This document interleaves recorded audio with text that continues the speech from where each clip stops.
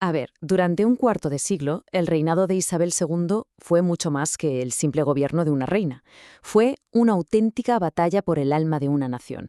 Dos visiones completamente opuestas de lo que debía ser España luchaban por el control, tirando del país cada una hacia su lado. Fue un periodo en el que el futuro de España estaba literalmente en juego.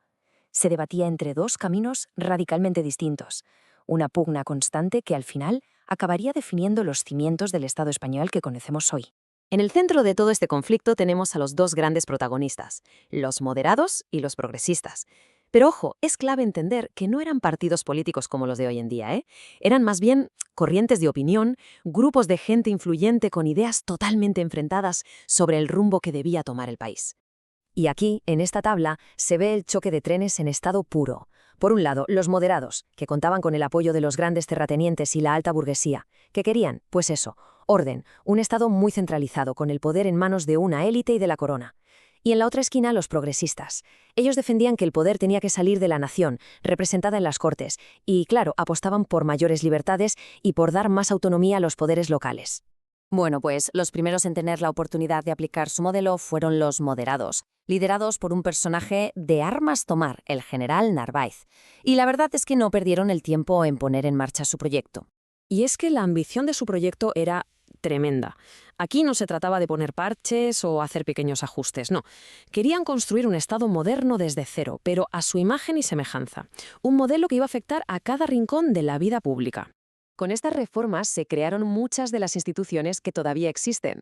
Centralizaron el poder de los ayuntamientos, reformaron la Hacienda y, sobre todo, crearon la Guardia Civil para garantizar el orden público, especialmente en las zonas rurales. El objetivo era clarísimo: un país predecible, uniforme y controlado desde Madrid. Claro, para que todo este tinglado se aguantara, necesitaban una base legal sólida. Y esa fue esta Constitución. No fue una simple reforma, no. Fue un texto completamente nuevo, que decía que la soberanía no era nacional, sino que se compartía entre el rey y las Cortes. En la práctica, ¿qué significaba esto? Pues que los progresistas se quedaban básicamente fuera de juego. Pero ¿qué pasa cuando aprietas demasiado la tuerca? Pues que al final se rompe. El propio autoritarismo de los moderados, su intento de quedarse en el poder para siempre, se acabó volviendo en su contra y abrió la puerta de par en par a sus rivales. Y con los progresistas de vuelta al poder, el cambio de tercio fue total. Si para los moderados la palabra clave era orden, para los progresistas la obsesión era una: poner en marcha la economía del país, modernizarla. Su plan económico era muy ambicioso. Buscaba meter a España de cabeza en la era industrial. La idea central era la desamortización, vender propiedades del Estado y de la Iglesia, las famosas manos muertas, para conseguir dinero líquido e invertirlo a lo bestia en infraestructuras, sobre todo en el ferrocarril.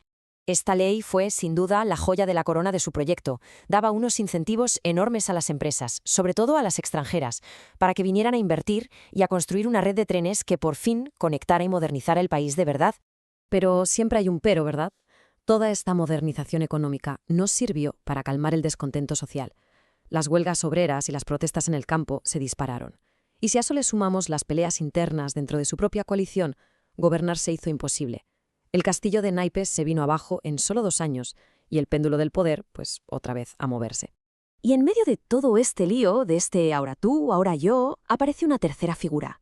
El general O'Donnell, que había estado en la caída de los 2 gobiernos anteriores, decide que ya está bien de tanto vaivén y crea un partido nuevo, la Unión Liberal. Su objetivo, encontrar un punto medio, una tercera vía. Y su estrategia fue, la verdad, bastante inteligente. Fue como hacer malabares. Por un lado, mantuvo la estructura política de los moderados, con su constitución, pero por otro, pisó el acelerador con la modernización económica de los progresistas. Y durante un tiempo, oye, la fórmula pareció funcionar. Fueron años de una calma que no se había visto en mucho tiempo. Al final, resultó ser un espejismo. Los problemas de fondo de España eran demasiado profundos. Una nueva crisis económica, sumada a levantamientos campesinos como el de Loja, demostraron que el descontento seguía ahí, latente. El gobierno de centro se desmoronó y el país se hundió, de nuevo, en el caos. Y así llegamos a los últimos años del reinado de Isabel II. Y aquí la cosa ya no es que el sistema se tambalee, es que se descompone por completo.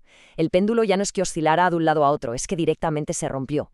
Fijaos en la secuencia, es que es de vértigo. Gobiernos que no duran nada uno detrás de otro, represión brutal en las calles como en la noche de San Daniel y, para rematar, una crisis financiera que lo arrasa todo. La situación era sencillamente insostenible. Y entonces, cuando todo parecía perdido, ocurre algo impensable. Por primera vez, todos los opositores a la reina, gente que hasta entonces eran enemigos irreconciliables, deciden que tienen una causa común más importante que sus diferencias. Se reúnen en la ciudad belga de Ostende y firman un pacto que lo cambiará todo. Ya no buscaban un simple cambio de cromos en el gobierno, como había pasado tantas veces. No, su objetivo era mucho más radical. Apuntaban directamente a la cabeza del sistema para derribarlo. Y este era su plan. Un plan en 2 pasos, simple pero demoledor. Primero, echar a Isabel II del trono y segundo, convocar unas cortes por sufragio universal para que fuera la propia nación la que decidiera su futuro, si quería monarquía o república. Esto ya no era un cambio de gobierno, era un plan para demoler el sistema entero. El larguísimo tira y afloja entre orden y libertad estaba a punto de terminar con una ruptura total. La pregunta que flotaba en el aire ya no era si el sistema caería, sino qué vendría después. El futuro de España estaba, una vez más, completamente en el aire.